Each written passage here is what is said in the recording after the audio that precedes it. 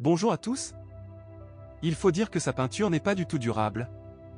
Même les voitures relativement neuves peuvent être pleines d'éclats et d'éraflures. Par conséquent, de nombreux propriétaires immédiatement après l'achat versent du verre liquide ou de la cire chaude sur la voiture pour éviter les problèmes de vieillissement prématuré de la carrosserie. Mais le fer lui-même résiste parfaitement à la corrosion. La plupart des spécimens bien entretenus, même à un âge décent, arborent encore leur peinture d'origine. On ne peut pas en dire autant des parties chromées décoratives de la carrosserie, qui deviennent troubles et couvertes de taches sombres. Cependant, c'est le problème de toutes les voitures étrangères circulant dans nos conditions. Le pare-brise n'était pas assez dur. Il est rapidement ébréché et rayé par les pinceaux. La pièce est cependant chère, comme toutes les pièces détachées d'origine pour Lexus. Par conséquent, nous vous recommandons d'en choisir un non original. Il n'est pas très inférieur au Lobovuca original, mais il est plusieurs fois moins cher et dure beaucoup plus longtemps. Après 200 à 250 000 km, ils deviennent généralement inutilisables, bref, les tiges d'essuie-glace s'effondrent tout simplement. Ils disent qu'ils peuvent être restaurés, mais on ne sait pas combien de temps ils dureront après cela. Par conséquent, l'ensemble trapézoïdal est remplacé plus souvent. Vérifiez en même temps le fonctionnement du moteur du lave-glace. À ce kilométrage, après 200 000 km, il meurt généralement. Cependant, vous ne devez pas acheter immédiatement une nouvelle pièce. L'électronique du LX est fiable, et les aléas de l'équipement sont principalement liés à la corrosion des bornes, des connecteurs et des fils. Il suffit donc souvent de nettoyer les contacts ou de remplacer le câblage. Parfois, le mécanisme de pliage du miroir tombe en panne. Cela se produit plus souvent par temps froid après le lavage. La casse peut être évitée en soufflant de l'air comprimé ou en traitant les éléments internes des miroirs avec un liquide spécial tel que le WD-40. Mais la toile miroir elle-même, amalgame, ne peut pas être sauvée par des moyens improvisés, elle éclate d'elle-même en raison des changements de température ou des contraintes internes. Il y a de nombreuses plaintes concernant la faiblesse des phares. Les optiques sont en fait pâles et ne fournissent pas un éclairage décent. Après tout, les phares au xénon, indispensables pour un SUV aussi prestigieux que Lexus, ne les ont acquis qu'après 2015. De plus, sur les versions américaines de la voiture, il est nécessaire de changer les ampoules des phares assez souvent. En raison de leur conception spécifique, ils brûlent à pleine chaleur et se recouvrent avec le temps d'un revêtement noir. Même si le remplacement n'est en aucun cas ruineux. L'équipement du salon est fiable. Avec l'âge, peut-être que le ventilateur du chauffage s'éteint ou que le poêle lui-même tombe en panne. Certes, cela se produit avec un kilométrage très élevé et les réparations ne sont pas particulièrement coûteuses. L'unité de commande des vitres et des rétroviseurs, le système multimédia et la climatisation peuvent mal fonctionner et le chauffage des sièges peut tomber en panne. Bien que les méthodes permettant de résoudre ces problèmes soient testées depuis longtemps par nos réparateurs privés qui entretiennent les voitures Toyota et Lexus. Étonnamment, certains propriétaires ne sont pas satisfaits de l'isolation phonique standard. Cependant, ce problème est facilement résolu, la seule question est de savoir combien d'argent le propriétaire nouveau riche est prêt à consacrer à cette procédure. Mais il n'y a presque aucune question sur le moteur. Le V8 essence de 5,7 litres n'a pratiquement aucun point faible. Certes, certains propriétaires se plaignent de la combustion des collecteurs d'échappement et de l'usure temporaire des tendeurs de chaîne de distribution. Mais quand ils commencent à déterminer le moment de leur remplacement, il s'avère que ces pièces ont duré non pas 150 à 200 000 km, mais bien plus de 300 000. Après tout, sur la grande majorité des SUV LX 570 d'occasion, sinon la totalité, le kilométrage est réduit à acceptable familier pour les seconds propriétaires de numéro. Par exemple, l'auteur de ces lignes a eu la chance de voir de nombreux exemplaires avec un kilométrage réel de plus de 500 000 km au compteur. Mais la pompe résiste rarement à plus de 250 000. Il arrive même qu'il soit changé à un kilométrage antérieur. Pour un SUV, la pompe à eau est considérée comme un article consommable. Environ le même montant a été alloué au catalyseur, il y en a 3 sur le moteur. Lorsque l'erreur correspondante s'allume sur le tableau de bord, de nombreux utilisateurs les retirent simplement, laissant à leur place des pare-flammes remplis de copeaux métalliques. Pour un fonctionnement normal du moteur, il est également nécessaire d'intervenir sur le système électrique de la voiture pour que le V8, dépourvu de convertisseur, fonctionne comme il se doit. En résumant le résultat intermédiaire, nous pouvons affirmer que la Lexus 8 3UR fait d'une fiabilité et d'une durabilité indécentes. Certes, cela est réalisé grâce à un service de haute qualité et au remplacement rapide des consommables. Mais il est peu probable que vous puissiez économiser du carburant. En ville, le mastodonte japonais mange 20 à 25 litres, bien que d'essence de qualité 92, mais sur l'autoroute, vous pouvez le gérer en 12 à 15. Ainsi, près de la moitié des propriétaires installent des équipements à gaz de 4e ou 5e génération sur leur SUV. De plus, l'installation ne posera aucun problème. En Russie, il existe de nombreuses grandes et petites entreprises privées spécialisées dans la conversion du système électrique Lexus LX au gaz comprimé. La raison d'une longévité aussi enviable est la relative simplicité de la conception du V8. Le moteur se comporte assez bien sans aucun turbocompresseur ni compresseur de suralimentation. Cependant, les culasses et le bloc moteur sont entièrement moulés en alliage d'aluminium, avec un mécanisme de distribution à 32 soupapes et un calage variable des soupapes à l'admission et à l'échappement. De plus, il est équipé d'une injection directe de carburant et de pistons légers en magnésium. Grâce au taux de compression relativement faible, 10,2, le V8 consomme facilement 92% d'essence sans conséquences néfastes. Le turbodiesel de 4,5 litres, apparu lors du dernier restylage en 2015, n'est pas non plus en reste. Au moins pendant les 4 années complètes d'existence de cette version, aucune plainte n'a encore été déposée à son sujet. Oui, ce n'est pas étonnant, les premiers problèmes avec un V8 diesel ne commencent généralement qu'après 350 000 à 400 000 km, voire plus tard.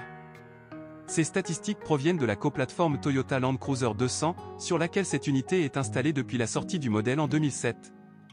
Le principal ennemi d'un turbodiesel est le carburant diesel de mauvaise qualité, qui affecte principalement la pompe à carburant, les bus d'injection et le turbocompresseur. De plus, sur un LX 450 d'occasion, le moteur peut être en excellent état, même sur un modèle à kilométrage élevé. Bien que très souvent, un SUV assez récent puisse souffrir de problèmes avec le groupe motopropulseur. Tout dépend de la façon dont le premier propriétaire a pris soin de la voiture, à quelle fréquence il a changé l'huile, s'il a économisé sur l'entretien et le carburant de haute qualité, s'il l'a conduite dans les villes et les villages. Par conséquent, seul un diagnostic moteur complet vous évitera d'acheter un cochon dans un sac. Et il ne faut pas lésiner sur la vérification. Sinon, tous les frais de réparation ou même de remplacement du moteur incomberont entièrement à vos épaules. Tout cela est également vrai pour la transmission automatique à 6 rapports. L'unité a fait ses preuves et est très fiable. Et bien qu'elle ait été initialement déclarée sans entretien, c'est-à-dire que l'huile était remplie pendant toute la durée de vie de la automatique, nos concessionnaires recommandent fortement de la changer en moyenne une fois tous les 60 000 km. Cette règle clé permettra de retarder les grosses réparations de l'unité à 450 000 km et même plus. Dans le même temps, il n'y a pratiquement aucun problème chronique avec la transmission automatique ES1 AB 60°F, et ceux qui existaient ont été éliminés avec succès au cours des nombreuses années de production du modèle. Bien que cela arrive parfois lorsque la boîte se morfond périodiquement et est capricieuse, trébuche et sursaute lors du changement de vitesse. Il suffit généralement de se rendre dans un centre de service pour changer l'huile et réinitialiser les erreurs accumulées. Mais parfois, vous devez dépenser de l'argent en réparation, le convertisseur de couple, le bloc de soupape peuvent tomber en panne, le pack d'embrayage peut s'user prématurément ou l'électronique de commande peut devenir déprimée. Bien qu'il arrive souvent que la transmission casse en raison d'un mauvais fonctionnement, par exemple lors de démarrage et de freinage brusque, surtout lorsqu'il fait froid, lorsque la transmission automatique n'est pas encore réchauffée. Par conséquent, même ici, vous ne pouvez pas vous passer d'un diagnostic approfondi, l'état technique d'une Lexus LX d'occasion doit être soigneusement vérifié avant l'achat. Dans le même temps, vous devez vous assurer que la transmission intégrale est en bon état de fonctionnement. À propos, le SUV est équipé d'un système de transmission intégrale permanente avec une gamme de réducteurs et d'un différentiel central torsant avec possibilité de verrouillage central rigide. Dans des conditions normales, il envoie 60% de la traction aux roues arrière et les 40% restants à l'avant. De plus, pendant le mouvement, le rapport peut varier jusqu'à 30-70 en faveur de n'importe lequel des axes. Il n'y a pas de verrou mécanique dur entre les roues, ils sont imités par l'électronique qui freine les roues qui patinent. Le système transmettant le couple aux deux essieux est très fiable. Mais après des incursions dans des conditions tout-terrain graves, il vaut mieux ne pas être paresseux et laver les éléments de transmission et, si possible, nettoyer les soufflets du joint homocinétique et les joints de la boîte de vitesse et de la boîte de vitesse de la saleté. Cela prolongera considérablement la durée de vie de ces unités. Et n'oubliez pas de changer l'huile tous les 40 à 60 000 km dans la boîte de transfert, l'essieu arrière et la boîte de vitesse. Il est également conseillé de lubrifier les traverses d'arbres de transmission. Cependant, ils sont déjà assez durables. Le premier remplacement ne sera nécessaire que vers 250 000 km. Le palier de suspension devient alors généralement inutilisable, même s'il peut souvent durer beaucoup plus longtemps. La suspension est également durable, notamment ses pièces mécaniques. Le problème est que toutes les Lexus sont équipées d'une suspension pneumatique hydraulique assez complexe et coûteuse. Bien qu'il commence à montrer son mécontentement quelque part après 220 à 250 000 km, dans les dernières versions du SUV, sa durée de vie est devenue encore plus longue. Dans le châssis LX, 4 accumulateurs hydrauliques, hydrosphère, fonctionnent en tandem avec les amortisseurs. Lorsque l'hydrosphère perd son étanchéité, la voiture commence à rebondir comme une balle sur des surfaces inégales. Parfois, le bloc de valve qui relie l'amortisseur et l'hydrosphère tombe en panne.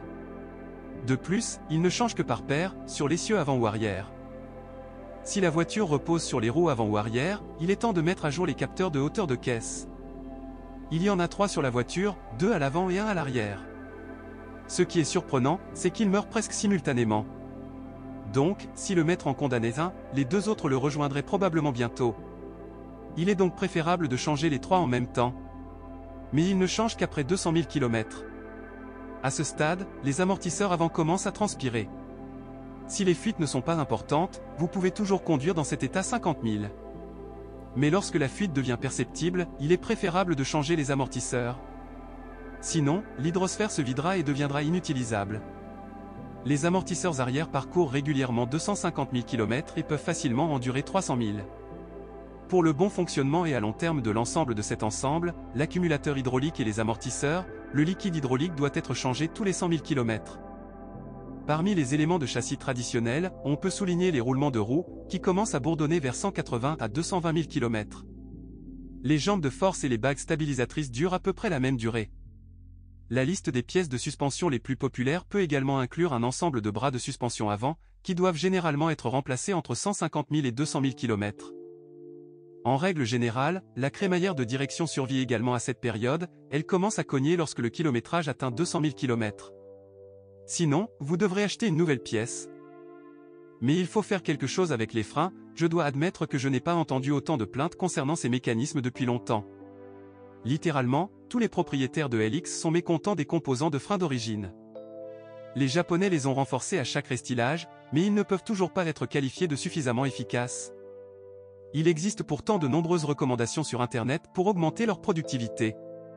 Par exemple, certains utilisateurs conseillent de déplacer les pompes du système de purge des gaz du carter dans le compartiment moteur, prolongeant ainsi leur durée de vie. Au lieu de disques de frein standard, installez des crêpes, DBA et des plaquettes Hawk, ainsi que des durites de frein renforcées Goodrich. Cela augmentera l'efficacité du freinage de 30%. Vous pouvez également remplacer les barres anti-roulis par des barres Kartesh, ce qui réduira réellement le roulis dans les virages. Comme vous pouvez le constater, la Lexus LX peut à juste titre être considérée comme l'une des voitures les plus fiables au monde.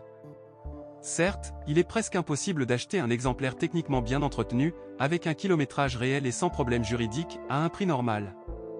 Si vous avez de la chance, n'oubliez pas qu'il vous restera environ un quart du montant payé pour la voiture en cas de panne et de remplacements imprévus. Après tout, malgré sa fiabilité inégalée, le SUV est structurellement très complexe et chargé d'électronique, et ils le vendent principalement après en avoir extrait tout le jus et corrigé les lectures du compteur kilométrique. La première chose après l'achat est d'installer un bon système anti-vol, ou mieux encore deux.